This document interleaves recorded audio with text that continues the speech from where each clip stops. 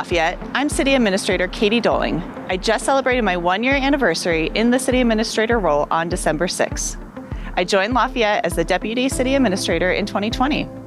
As Administrator, I'm responsible for implementing City Council priorities, managing the budget, and ensuring efficient delivery of essential services and beneficial programs for Lafayette residents. Lafayette residents consistently share with us that the city services meet or exceed their expectations. And that's thanks to the team of dedicated staff who show up day in and day out to keep the city running.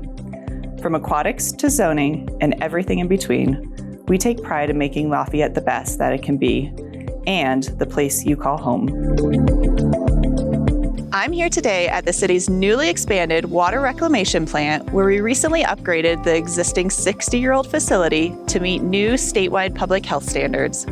Water is an essential city service and an area that requires comprehensive planning and ongoing funding to ensure safe and reliable water for the community. In Lafayette, we are committed to our future by investing in the construction, maintenance, and operations of our water assets. By balancing the water needs of residents and businesses with available water resources, we strive to ensure a more resilient and dependable future for our residents. With water costs rising across the West, we were pleased to pilot a water bill assistance program in 2024. We've strengthened the program for 2025 in order to continue supporting disproportionately impacted residents. Here, in our new xeriscaped demonstration garden, we're modeling how residents can easily conserve water and decrease utility bills with a low water landscape.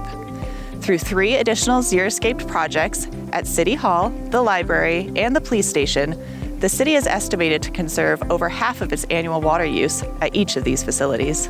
This program falls under one of the 7 focus areas of the city's Climate Action Plan that was adopted in 2024.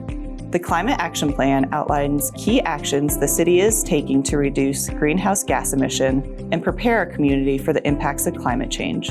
This plan also identifies strategies to improve equity, increase community resilience, and protect Lafayette's ecosystems. Along those same lines of protecting ecosystems, City Council also adopted Lafayette's first wildlife plan in 2024. As urban growth and recreational pressures increase, our Open Space Division is beginning a process to preserve local ecosystems with over 300 identified wildlife species and to ensure the health of public lands in Lafayette. Our wildlife and the environment are some reasons Lafayette residents love living here, but we also know supporting social services in our community is vital. In 2022, we began collecting a 0.1% sales and use tax to support mental health and human services. The first round of grants from this funding was awarded in 2024 to 23 nonprofit organizations who provide critical safety net services to the Lafayette community. This past November, another 18 agencies were selected for the 2025 cycle, bringing the total funding support to $1.3 million over the past 2 years. I'm standing here in front of Willoughby Corner, the largest affordable housing development in Colorado. We were thrilled to have partnered with Boulder County Housing Authority to bring 400 units of below-market rentals and permanently affordable homes to Lafayette. We were excited to welcome new residents who moved in at the end of November.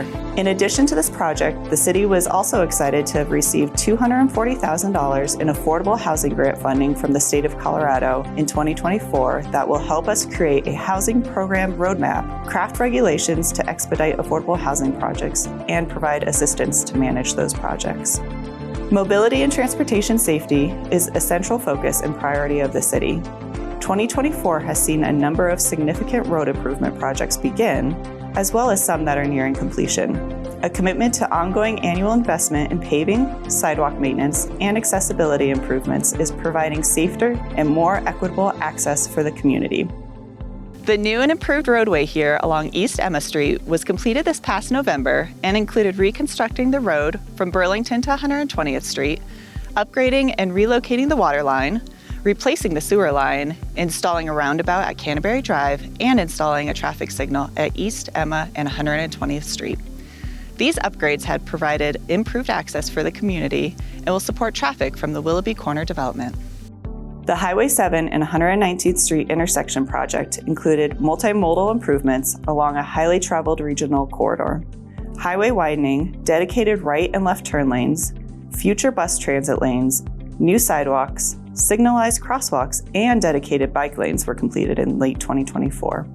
Safety enhancements and multimodal travel for all users has been the goal for the South Boulder Road Corridor project that spans from the Saratoga-Merlin Drive intersection to 120th Street. Bike lanes, new 6 and 10-foot wide multi-use sidewalks, Wilmot Doe's parking lot improvements, and a new signalized intersection at 120th Street have improved access to neighborhoods, parks, schools, and transit. I'm happy to share that we just are in the home stretch and expect to have a few minor finishing touches in the spring. In addition to the capital projects that are visible to the public, we also have spent the past few years investing significant time and resources studying existing transportation conditions, compiling data, developing plans, applying for grant funding, and planning and prioritizing projects. This work has included adoption of the Multimodal Transportation Plan in 2024, launching the Vision Zero Action Plan, the South Boulder Road Corridor Plan, Highway 7 Multimodal Corridor, the Highway 287 Corridor Plan, and the Future 42 Corridor Plan. This work is resulting in tangible projects that will serve and protect pedestrians, drivers, and bicyclists in our community. Lafayette has an inescapable small-town feeling that provides a sense of belonging, warmth, and character all its own. Nowhere is that more evident than right here in Old Town. With the expiration of our 25-year-old Urban Renewal Authority, 2024 marked an opportunity to engage in the Old Town Tomorrow process to reflect on the business district's successes and create a refreshed vision for the next 25 years. In November, voters approved a new Downtown Development Authority, which will provide the tools to activate, preserve, and enhance Old Town, and ensure it remains a viable district to support the success and ability of small businesses to thrive. To support small businesses in our community, this year the city awarded $100,000 in grants aimed to provide investments toward capital improvements. Our eclectic Old Town wouldn't be the same without the city's vibrant art scene. Creative murals, inviting art installations, and playful spaces inspire a sense of place and character. There are so many interesting surprises at every turn thanks to the long-standing Lafayette Art on the Street program. Visitors along Public Road and East Simpson Street enjoy strolling amongst 20 sculptures and interacting with these unique works of art. The annual Art Night Out events also bring the arts to downtown, with curated art vendors, cultural performances, live music, and of course, local craft beer. Art Night Out is a summer staple where you can meet up with friends or make new ones. A new improvement the community will soon be noticing is a renovation of the Starkey building located at Festival Plaza. These upgrades will provide a community hub for programming, events, and a public rental space. Thank you for joining me on this quick look back on 2024. I'll now pass it along to Mayor Monguette. Hello Lafayette, I'm Mayor J.D. Monguette. I've been honored to serve on City Council since 2018 and as your mayor since December 2021. It was exciting to have new colleagues join City Council in 2024. Councilors Friedland, Gallegos, and Tapia Vega have all brought thoughtful ideas and a fresh perspective and have been valuable collaborators with our other incumbent council members. As we consider city business and rely on constituents for insight, I'm looking forward to the new process to recruit candidates for our advisory boards and commissions.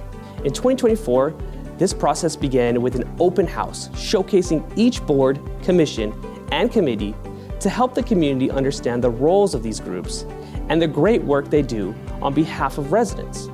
In November, 19 residents were appointed to 8 boards, commissions, and committees. I would like to once again thank Lafayette voters who supported the 2021 ballot initiative to provide funding for local health and human services priorities. It is humbling to have the ability to provide over $1 million in grants to assist our Lafayette neighbors in need.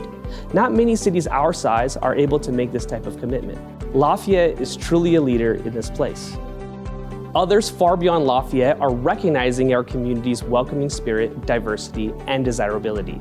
In 2024, Fortune magazine named us the #7 best place to live for families in the US. And we were also recognized as one of 7 budget-friendly cities for Colorado retirees.